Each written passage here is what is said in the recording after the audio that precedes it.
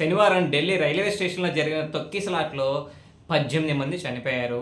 అలాగే 15 మందికి తీవ్ర గాయాలయ్యాయన్నమాట. ఇంతకీ ఈ తొక్కిసలాట ఎందుకు జరిగింది అంటే, కుంభమేళాకి వెళ్ళే భక్తులందరూ గూడా ప్రయాగ్‌రాజ్ స్పెషల్ అండ్ అలాగే ప్రయాగ్‌రాజ్ ఎక్స్‌ప్రెస్ అనే 2 ట్రైన్‌ల కోసం డిఫరెంట్ ప్లాట్‌ఫార్మ్స్ మీద వెయిట్ చేస్తూ ఉన్నారన్నమాట. అయితే అప్పటికే రావాల్సిన 2 ట్రైన్స్ లేట్‌గా రావడంతో ఆ ట్రైన్‌కి సంబంధించిన ప్రయాణికులందరూ గూడా ఇదే ప్లాట్‌ఫార్మ్స్ మీద ఉన్నారన్నమాట. కొంతసేపటికి ప్రయాగ్‌రాజ్ స్పెషల్ ఎక్స్‌ప్రెస్ 16వ నెంబర్ ప్లాట్‌ఫార్మ్‌కి వస్తుంది అని చెప్పి అనౌన్స్‌మెంట్ వచ్చింది. అయితే ఈ 14th ప్లాట్‌ఫార్మ్ మీద ఉన్న ప్రయాణికులందరూ గూడా వాళ్ళ ట్రైన్ ఏదైతే ప్రయాగ్‌రాజ్ ఎక్స్‌ప్రెస్ ఉందో అది వస్తుందని చెప్పి అనుకోని అందరూ గూడా హుటాహుటిన 16వ నెంబర్‌కి బయలుదేరడం ప్రారంభించారు.